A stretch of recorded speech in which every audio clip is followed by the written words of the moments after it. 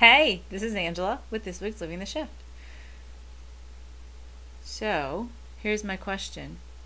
Are you watching me? Are you listening to me? Are you paying attention to this? Or are you paying attention to another screen on your computer?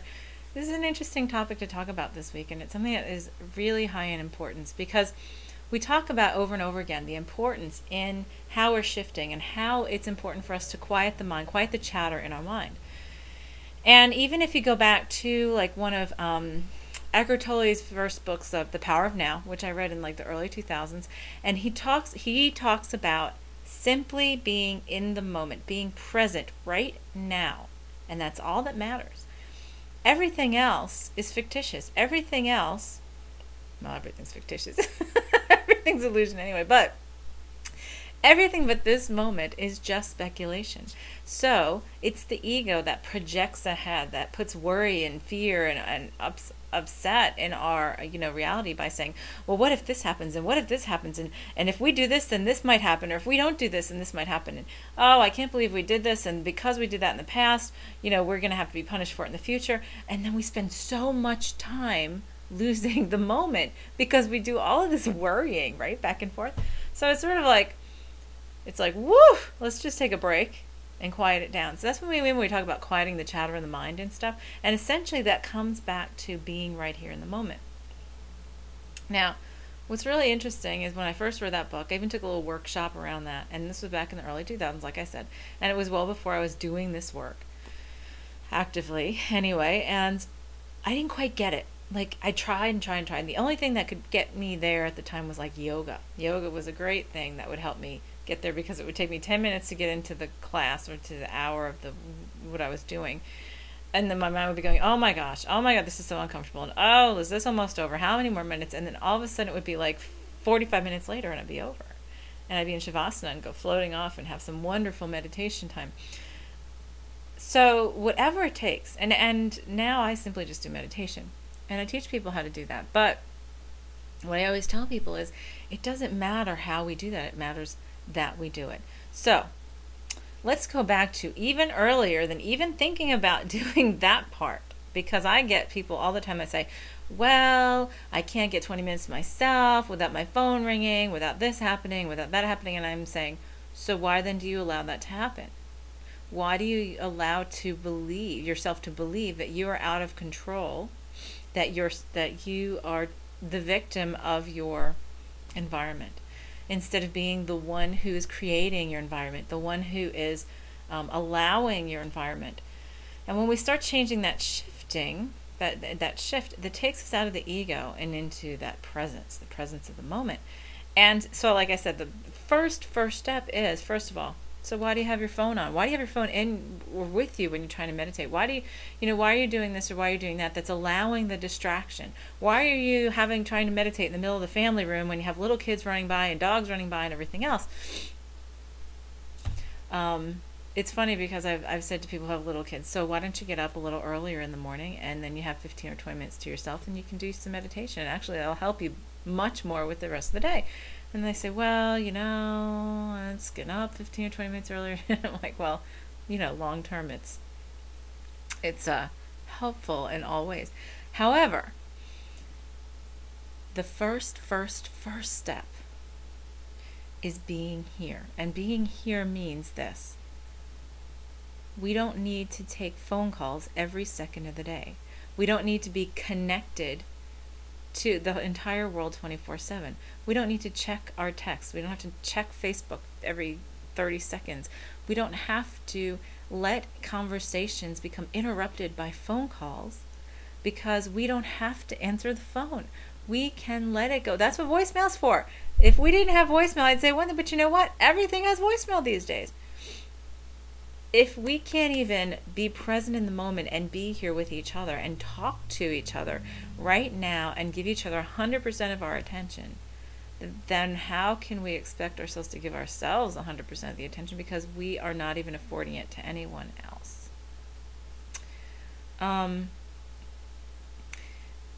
It's interesting because yes, we are now purporting that we're connected 24/7, all this kind of stuff. But at the end of the day, we're only connected if we want to be. and I'm saying connected in the technological sense. We don't have to be connected, but we have, our egos have slipped in there through all of this technological advances and has told us, oh, well, if we are important, then we will need to be, online, whatever, 24/7. To be, only, if somebody needs us at 10 o'clock at night, that makes us important. If somebody needs us to take us away from our dinner, then that means that I'm important. That's what the ego tells us. If I'm getting texts, then I should respond right away because, that makes me important. What that does is it actually pulls our attention away from where we are. And that's like the first step. Before we even try to quiet our minds, the first step is to be present where we are. And it's actually sort of this whole cyclic thing. If we can be present where we are, then it's easier for us to learn how to quiet our minds. And then it's easier for us to become really, really present in the moment in a much bigger and more expansive way. So it's really interesting because how many times have you been in a meeting and you or somebody else, the phone rings and they're like, oh, excuse me, I got to take this. And then, they're distracted and they come back. Or they're looking at a text or looking at their phone while they're talking to you. And it's like, to me, even back when I was in corporate, so before I even did this, when I was back in corporate, I always felt like it was disrespectful to take a phone call, unless I was expecting a specific phone call that was really important, and which I would tell the person when I started whatever meeting or whatever discussion. Otherwise, I would not take a phone call while I was meeting with somebody. If I was having a discussion, I would be with them and I would get back to that phone call later. Again, that's why we have voicemail. That's why we have answering machines. We are able to leave messages. We can get back to somebody. There is very little, when you take the ego out of it, there is very little that has to be taken care of right now. And the only reason that many people expect, including bosses and coworkers and everything, expect for you to answer a question at 7 o'clock or 9 o'clock or 10 or 11 o'clock at night when you're not at the office or you're not working is because you allow it to happen.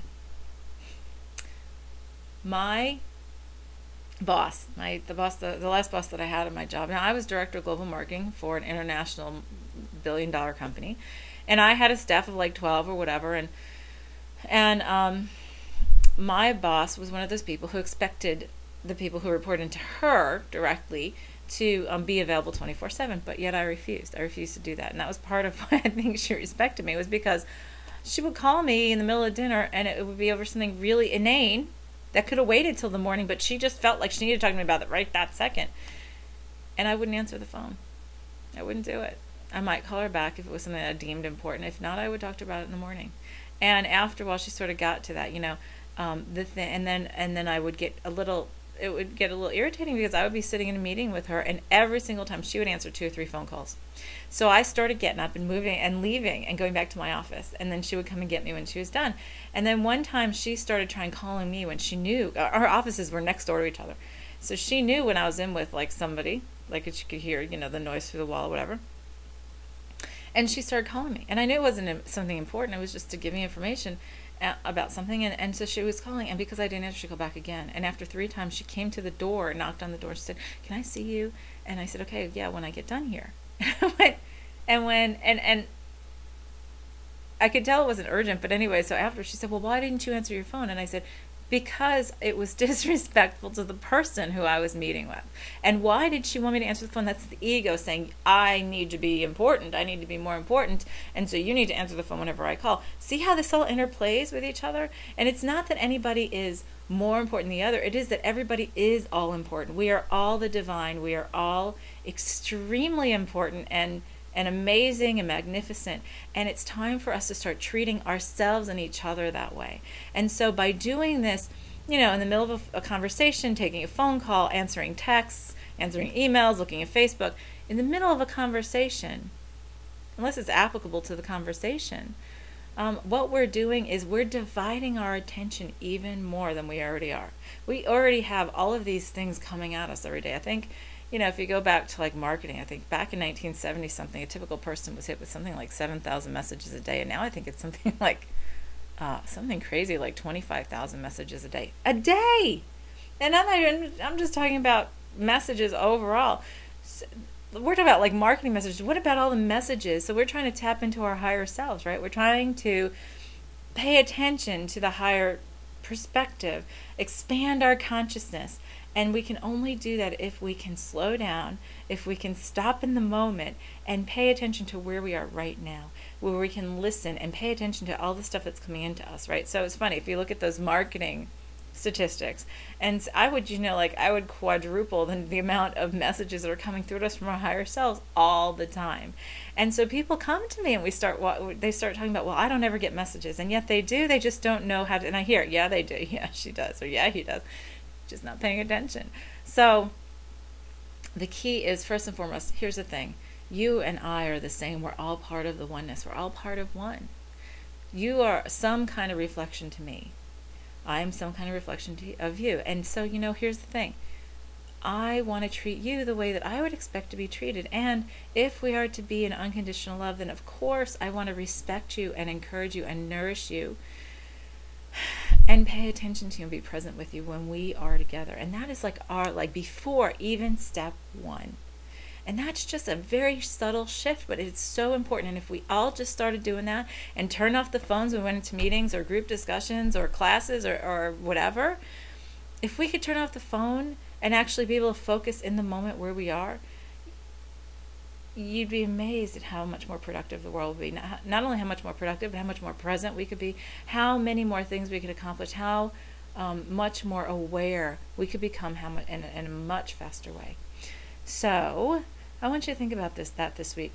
Every time you're with somebody, every time you're in a conversation, every time you are with your family or with your spouse or with your significant other or your friends or your colleagues, give them the respect of the unconditional love and the respect of presence, and turn off that phone and pay more attention to where you are right now and see the difference that it makes in your relationships, in your interactions, in how you notice what's around you.